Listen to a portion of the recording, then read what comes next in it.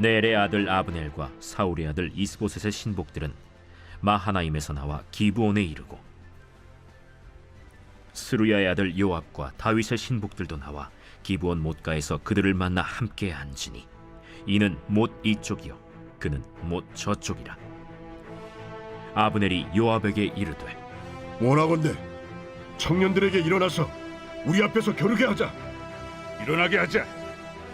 하매 그들이 일어나 그 수대로 나아가니 베냐민과 사울의 아들 이스보셋의 편에 12명이요 다윗의 신복 중에 12명이라. 각기 상대방의 머리를 잡고 칼로 상대방의 옆구리를 찌르매 일제히 쓰러진지라. 그러므로 그곳을 헬갓 핫수림이라 일컬었으며 기브온에 있더라. 그날에 싸움이 심히 맹렬하더니 아브넬과 이스라엘 사람들이 다윗의 신복들 앞에서 패하니라. 그곳에 스루야의 세 아들 요압과 아비새와 아사헬이 있었는데 아사헬의 팔은 들노루같이 빠르더라. 아사헬이 아브넬을 쫓아 달려가되 좌우로 치우치지 않고 아브넬의 뒤를 쫓으니 아브넬이 뒤를 돌아보며 이르되, 아사헬아, 너냐? 나로라. 너는 왼쪽으로나 오른쪽으로 나가서 청년 하나를 붙잡아 그의 분복을 빼앗으라. 하되 아사헬이 그렇게 하기를 원하지 않고 그의 뒤를 쫓음에 아브넬이 다시 아사헬에게 이르되, 너는 나 쫓기를 그치라. 내가 너를 쳐서 땅에 엎드러지게 할 까닭이 무엇이냐? 그렇게 하면 내가 어떻게 네 형 요압을 대변하겠느냐? 하되 그가 물러가기를 거절하매 아브넬이 창 뒤끝으로 그의 배를 찌르니 창이 그의 등을 꿰뚫고 나간지라. 곧 그곳에 엎드러져 죽음에 아사헬이 엎드러져 죽은 곳에 이르는 자마다 머물러 섰더라. 반갑습니다. 오늘도 큐티로 여는 기막힌 하루입니다.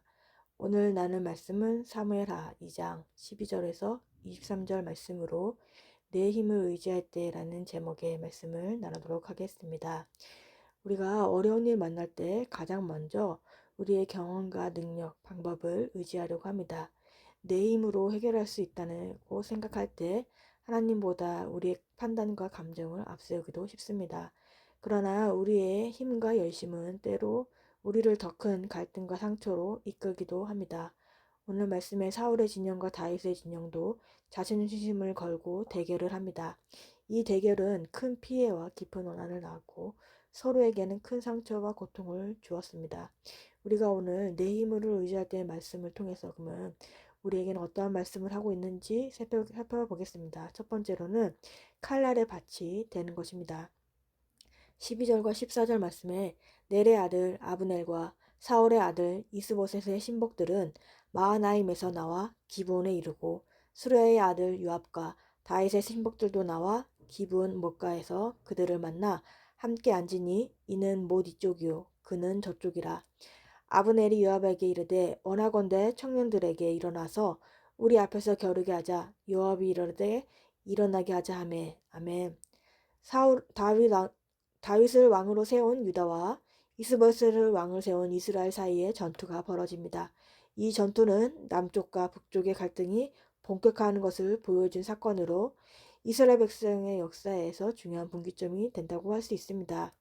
이스보셋을 이스라엘의 왕으로 삼은 아브넬이 이스보셋의 군대를 이끌고 기브온 못가로 나왔고 반대편에 다윗의 장군 요압과 군사들이 나와서 대치를 하게 되었습니다. 아브넬은 전면전을 피하라는 의도에서였는지 군사 몇 명만 뽑아 싸움을 결정하자고 제안을 합니다. 소녀들이 일어나서 우리 앞에서 장난하게 하자라는 제안에 대해서 요압은 일어나게 하자라는 말로 응수를 합니다. 그리고 각 진영에서 나온 12씩의 대표가 벌이는 전투가 시작이 되었습니다. 여기서 소년들은 그것이 전쟁의 상황에서 사용될 때는 단지 어린 사람들의 의미하는 것이 아니었습니다. 전문적인 전사를 가리키는 것입니다. 겨루자라는 것은 번역된 히브리어는 장난하다, 즐기다는 것입니다. 장난하게 하자는 말도 여기선 단순히 게임이나 놀이를 의미하는 것이 아니라 처절한 칼부림을 의미하는 것을 말합니다. 젊은이들의 목숨을 걸고 장난하고 즐기자고 제안을 하는 것입니다.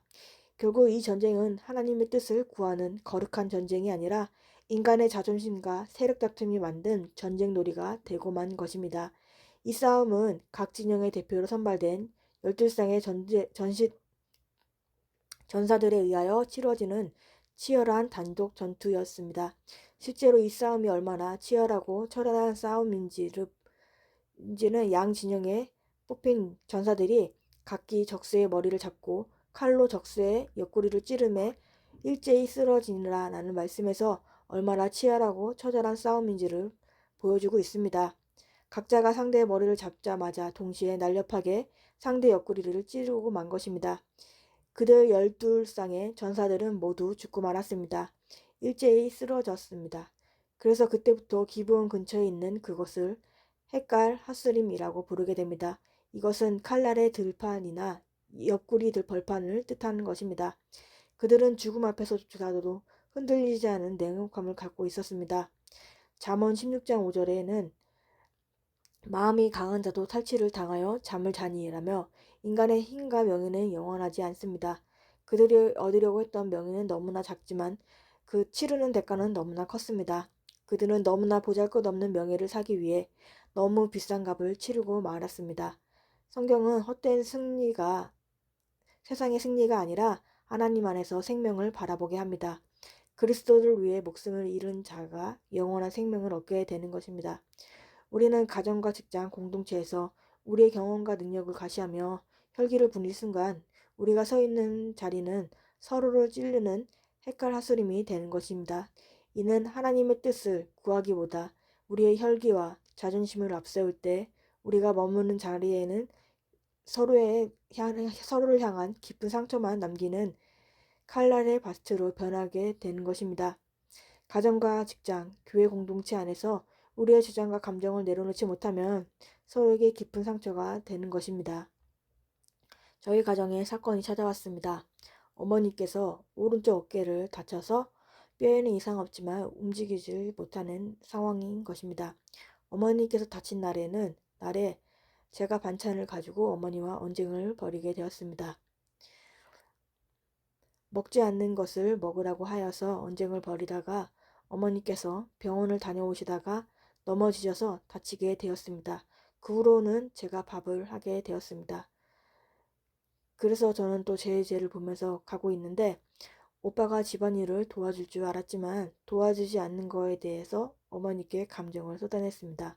정죄하는 마음을 쏟아내면서 말을 했습니다. 그로부터 지난 저번 주 금요일 날 오빠가 버스에서 넘어지는 사건이 생겼습니다. 버스에서 다쳤다고 같이 병원에 가달라는 연락을 받게 됩니다. 그래서 근처에 정형외과를 갔는데 진료를 받던 중 어지러워서 안 되겠다는 말을 하니 구급차를 불러서 상급병원에 가라는 말을 들었습니다.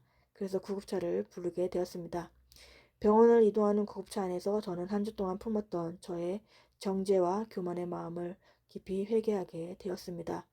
병원에 가서 진료를 받으니 뇌진탕 소견이 나왔고 검사받고 기간 후에 월요일에 병원에 입원하게 되었습니다. 가정을 힘들게 한 것은 상황만이 아니라 내 안에 혈기와 옳고 그름만을 내세우는 교만이었다는 사실을 깨닫게 되었습니다. 저는 가족을 섬긴다고 생각했지만은 사실은 제 헌신으로 다른 사람을 판단하고 있었습니다.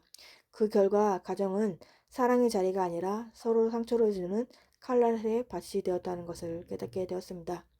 우리의 모습도 다르지 않습니다. 가정과 직장, 공동체 안에서 우리는 말 한마디, 감정 하나 때문에 서로의 마음을 붙잡고 칼을 겨누듯 상처를 주고 있지 않은지 돌아봐야 합니다. 내가 옳다는 마음, 인정받고 싶은 마음, 억울함과 자존심이 앞서면 관계는 금방 칼날의 밭으로 변하게 되는 것입니다. 특히 가까운 사람일수록 더 쉽게 감정을 쏟아내고 상처를 남기게 됩니다.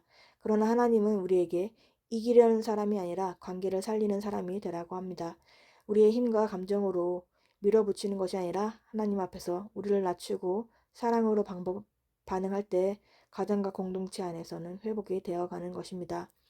적은 질문으로는 나는 가정과 공동체 안에서 자존심과 혈기로 갈등을 만들고 있지는 않습니까? 내 말과 행동이 누군가에겐 칼날의 들판이 되고 있지는 않습니까? 두 번째로는 들로르 같이 빠르다는 것입니다. 18절과 19절에 그곳에 스루야의 세 아들 요압과 아비새와 아사엘이 있었는데 아사엘의 발은 들로르같이 빠르더라. 아사엘이 아브넬을 쫓아 달려가되 좌우로 치우치지 않고 아브넬의 뒤를 쫓으니. 아멘. 불붙은 복수심은 다윗의 군대와 사울의 후예를 지지하는 사람들 사이에 심히 맹렬한 싸움으로 전개가 되었습니다. 피해 현장을 본 양측 군사들은 심한 자극을 받았음에 틀림없습니다. 피는 피를 부르고 결국 아브넬과 그 군사들은 다윗의 군사들에게 패하여 도주하게 되었습니다. 그런데 그곳에 있었던 수레아의 세 아들 가운데 특히 발이 빨랐던 아사엘이 아주 맹렬하게 아브넬을 추격하게 됩니다. 아사엘을 즉 들로르에 비유하는데 노로는 민첩함의 상징뿐 아니라 아름다움의 상징입니다. 아사엘은 들로르같이 발이 빠랐습니다.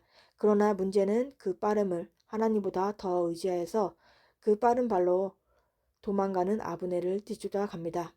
21절과 22절에 아브넬이 그에게 이르되 너는 왼쪽으로나 오른쪽으로나 가서 청년 하나를 붙잡아 그의 군복을 빼앗으라 하되 아사엘이 그렇게 하기를 원치 아니하고 그의 뒤를 쫓으매 아브넬이 다시 아사엘에게 이르되 너는 나 쫓기를 그치라. 내가 너를 쳐서 땅에 엎드러지게 할 까닭이 무엇이냐.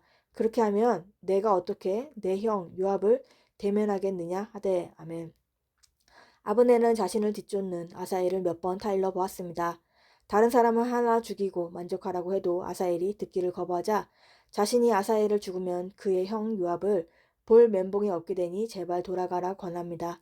계속해서 아브넬이 너는 나의 적수가 되지 못하니 제발 돌아가라고 말했지만 아사엘은 끝까지 그를 쫓았습니다. 아사엘은 아브넬을 죽이겠다는 마음에 불타올랐습니다. 아브넬은 자신을 쫓아오는 아사엘에게 추격을 그만두라 설득합니다. 계속 오다가는 죽게 될 것이라는 경고를 합니다.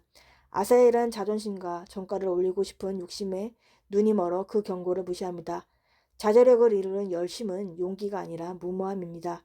젊은 혈기로 자신을 맹렬히 뒤쫓는 아사엘에게 아브넬은 다른 군사의 군복을 빼앗으라 말합니다. 젊은 아사엘이 자기 상대가 되지 않는다는 말이고 다윗의 조카를 죽여 일을 크게 만들고 싶지 않은 말을 하는 것입니다. 그러나 아사엘은 아브넬의 말을 듣기를 거부하며 쫓으면서 결국 아브넬에게 죽임을 당합니다. 아브넬은 어쩔 수 없이 창 끝에 아사엘의 배를 찔렀습니다. 창날이 있는 쪽이 아니라 날이 없는 반대쪽으로 그를 찌른 것입니다. 아브넬은 아사엘을 죽일 생각이 없었고 다만 그를 추격에 제지하기 위해 날이 없는 쪽으로 그를 찔렀던 것입니다. 그러나 아사엘이 얼마나 빠른 속도로 추격했던지 아브넬이 내민 창끝이 아사엘의 배를 찌르고 등으로 나왔습니다. 하나님 없는 열심과 무모함은 자신이 얼마나 위험한지를 보여줍니다. 명분이 없는 경제는 사람의 판단력을 흐리게 만들고 성과와 승리에만 집착하게 만든 것입니다.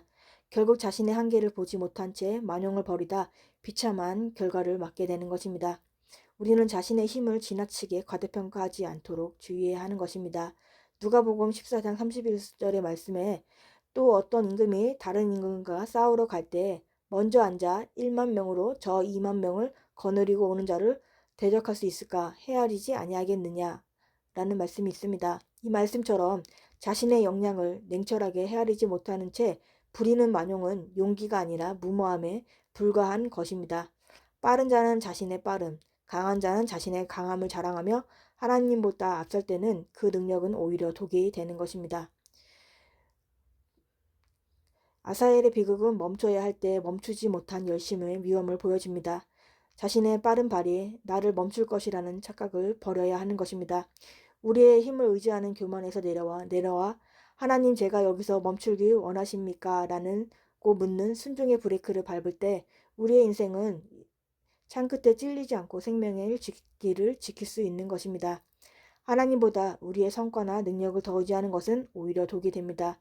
참된 지혜는 끝까지 밀어붙이는 데 있는 것이 아니라 하나님 뜻 앞에서 멈출 줄 아는 순종에 있는 것입니다. 또 멈춰야 할 때 멈출 줄 아는 순종이 참된 지혜를 가지는 것입니다. 적은 질문으로는 나는 하나님보다 더 의지하고 있는 빠른 발은 무엇입니까? 하나님 뜻 앞에서 멈출 줄 아는 순종이 있습니까? 5월 14일 보석상자입니다. 우리의 인생의 목적은 결혼의 목적은 행복이 아닌 거룩입니다. 행복을 쫓아 살면 불행해지고 거룩을 위해 살면 행복이 찾아옵니다. 기도하겠습니다. 하나님 아버지 감사합니다. 오늘도 말씀에 허락해 주심에 감사합니다. 저의 옳고 그름과 교만, 혈기의 감정으로서 가정을 칼날의 들판으로 상처를 주었음을 회개합니다. 우리가 가정과 공동체에서 우리의 경험과 능력을 과시하여 혈기를 부리며 칼날의 밭을 만든다면 회개하게 하여 주옵소서. 가정과 직장, 교회 공동체 안에서 우리의 주장과 감정을 내려놓지 못하여 다른 사람에게 상처를 입히지 않게 하여 주시옵소서. 우리의 재능과 능력을 자랑하기보다 하나님의 뜻을 먼저 생각하는 우리가 되게 하여 주옵소서. 하나님보다 더 의지하는 것이 무엇인지 생각하면서 온전히 주님만을 의지하며 나아가는 우리가 되기 원합니다.